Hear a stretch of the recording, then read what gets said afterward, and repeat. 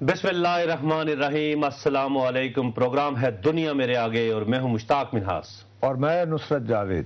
مشتاق منہاس صاحب، عرض یہ ہے کہ مجھے بہت دنوں سے یہ باتیں آ رہی ہیں کہ یہ جو نیشنل فائنانس کمیشن 18ویں ترمیم صوبوں کو جو اختیارات وغیرہ منتقل کرنے کے بڑا ڈھنڈورا ہو رہا ہے، بڑا ڈھول بج رہے ہیں، اس میں پرابلمز آ رہی ہیں کچھ اس کی ایگزیکیوشن میں، اور کافی سیریس مسائل ہیں۔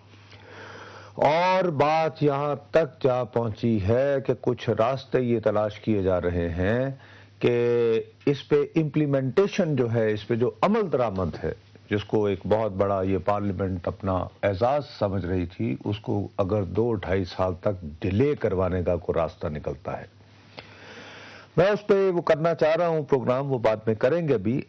آج جو باتیں میں سن رہا تھا اس کی تھوڑی سی یعنی کانفرمیشن آئی ہے، وہ یہ کہ آفتاب احمد شیرپاؤ صاحب جو ہیں وہ عمل درآمد کمیشن کے ممبر تھے، آج انہوں نے استعفیٰ دے دیا ہے۔ استعفے کے لیے جو انہوں نے بات کہی وہ یہ کہا کہ جی عمل کروانا جو ہے، عمل درآمد کروانا وہ حکومت کا کام ہے، اپوزیشن کا نہیں ہے۔ لیکن مسئلہ کہیں نہ کہیں آفتاب صاحب جو ہیں وہ کافی سیانے سیاستدان ہیں، تو کوشش کریں گے کہ ان سے بھی بات آج نہیں لیکن بعد میں تفصیلی ہو پائے۔ رضا ربانی صاحب کو پکڑنے کی کوشش کریں گے، آج نہیں۔ اور آپ کے بائی الیکشن لاہور میں ہو رہے ہیں، عمران صاحب نے جو کچھ بھی کہا، ابھی کاؤنٹنگ آ رہی ہے، لیکن میرا شیر جیت چکا ہے۔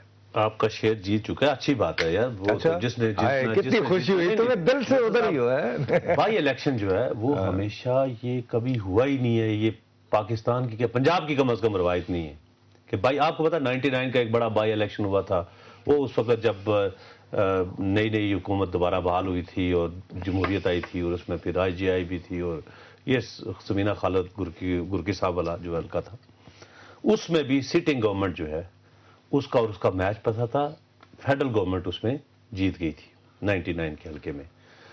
آج کا جو الیکشن ہے اتفاق سے اس میں چونکہ پیس پارٹی کا کینڈیڈیٹ نہیں تھا، تو اس میں تحریک انصاف کے، اور تحریک انصاف کے بھی وہ کینڈیڈیٹ تھے ظہیر عباس کھوکھر صاحب، جو کہ 2002 میں بھی نیشنل اسمبلی کا الیکشن جیت چکے تھے پاکستان پیس پارٹی کے۔ بعد میں وہ پیٹریاٹ ہوئے اور وہاں سے ہوتے ہوئے حلقہ بگوش عمران خان ہوئے، بڑا کلوز کنفیس کے باوجود۔ میں مسلم لیگ نون، ظاہر ہے سب کو پتا تھا کہ انہوں نے جیتنا، سیف الملوک کھوکھر صاحب، ویسے یہ تینوں یہ رشتہ دار بھی ہیں آپس میں، ٹھیک، لیکن میں یہ سمجھتا ہوں کہ اس کے باوجود اگر آپ ووٹ جماعت اسلامی کے جو کینڈیڈیٹ ہیں جہانگیر صاحب اور ظہیر عباس کھوکھر صاحب، اگر تو بہت ہی اگر ان کے ملا دیے جائیں تو مسلم لیگ نون جو ہے وہ پنجاب حکومت ہونے کے باوجود کوئی بہت بڑی بہت زیادہ موبلائزیشن نہیں کر پائی ہے، اور آپ دوسری طرف یہ بھی کہہ سکتے ہیں، کہتے بھی ہیں کہ جی یہ ہوا لیکن بہرحال لاہور سے نواز شریف کو ہرانا مشکل ہے۔ آپ کو یہ دیکھنا پڑے گا کہ کیا یہ جو موبلائزیشن ہوئی ہے، یہ جیسے آپ خود کہہ رہے ہو کہ ظہیر کھوکھر صاحب جو ہیں وہ خود بھی ایک فارمیڈیبل پرسنالٹی رہے ہیں، MNA رہے ہیں پہلے، یہ ان کی موبلائزیشن تھی یا تحریک انصاف کی موبلائزیشن تھی؟ یہ ایک ایشو ہے، موبلائزیشن جو بھی زیادہ کمپٹیشن بڑھتا ہے تو اگلی پارٹی بھی جان ڈال کے کارکنوں کو لاتی ہے۔ جو کارکن ہیں کیا وہ موبلائز کھوکھر صاحب کی وجہ سے، اپنے ذاتی تعلقات، حلقہ اثر کی وجہ سے ہوئے ہیں، یا یہ کہ تحریک انصاف کی وجہ سے ہوئے ہیں؟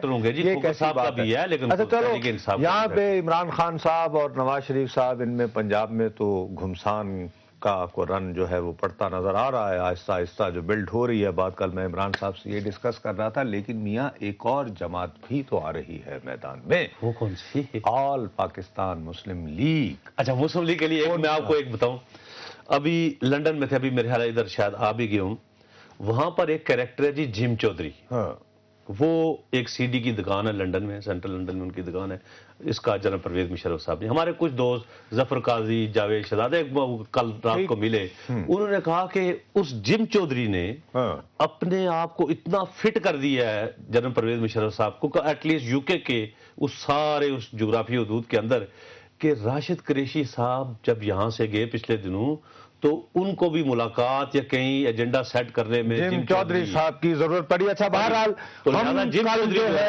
جم چودھری، میں نے پوچھا یہ کون ہے، انہوں نے کہا جی، پہلے تو انہوں نے مذاق میں کہا جی اچھا میں آپ کا کرنا، لیکن میں یہ سمجھتا ہوں کہ ظاہر لنڈن کی ریکوائرمنٹ ایسی ہے کہ جم چودھری چاہیے، اس میں جم چودھریوں کی ضرورت ہوتی ہے۔ بہرحال کل ہم تلاش کرتے کرتے ان کے سیکریٹریٹ میں گئے تھے، یہ جاننے کی کوشش کی تھی کہ کیسے ہو رہا ہے، دفتر بھی ڈھونڈا، پھر وہاں ہاں دیکھیں کہ وہاں پہ جو لوگ ہیں وہاں پہ ماحول کیا ہے، ان کا موڈ کیا ہے، ان کی تیاری کیا ہے۔ 1 منٹ اگر آپ اجازت دو تو اس طرف آ جائیں، باقی پھر آپ ٹھیک ہے نا؟ دیکھتے ہیں جی، ہم بھی گئے دیکھنے کہ وہاں دیکھنے ہم بھی گئے لیکن تماشا نہ ہوا وغیرہ وغیرہ۔ چلیں جی دیکھتے ہیں کہ اے پی ایم ایل کے دفتر میں کیا ہو رہا ہے۔ ہمیں 37 نمبر میں جانا ہے۔ 37 ہے نا آگے یہ 37 ہے، ادھر جانا ہے یا ادھر؟ رائٹ کو میرے ماشاءاللہ دیکھیے گاڑی یہ جو ہے نا یہ امیر ہنس نہ جائے گاڑی نا، یہ پیچھے ٹیکسی بھی لگی ہوئی ہے، امیر کی ٹیکسی بھی ہے، اس کا مطلب ایک ہے نا بیچاری ٹیکسی ڈرائیور بھی ہے نہ خدمت ہوگی محمد علی صاحب بھی ہیں۔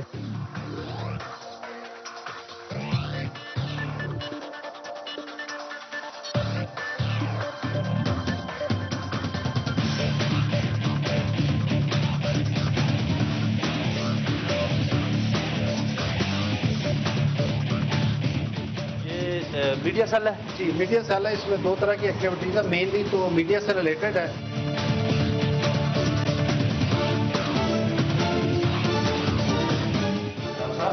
جی یہ مقام مشرف صاحب کا اپنا ہے یا آپ نے کرائے پہ لیا ہے؟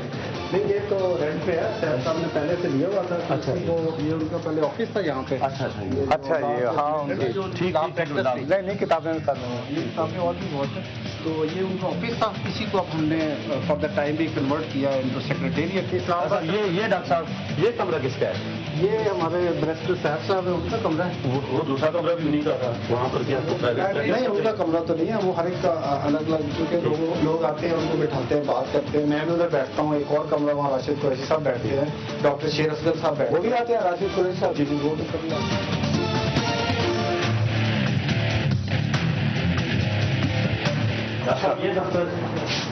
یہ بیسیکلی پبلک ڈیلنگ کے لیے ہے، اور ہمارے جو مہمان دوسرے شہروں سے آتے ہیں وہ بھی، اور خاص طور پر جو اسلام آباد فیڈرل کیپٹل کے لوگ ہیں وہ یہاں بیٹھتے ہیں اور لوگوں سے ڈیل کرتے ہیں۔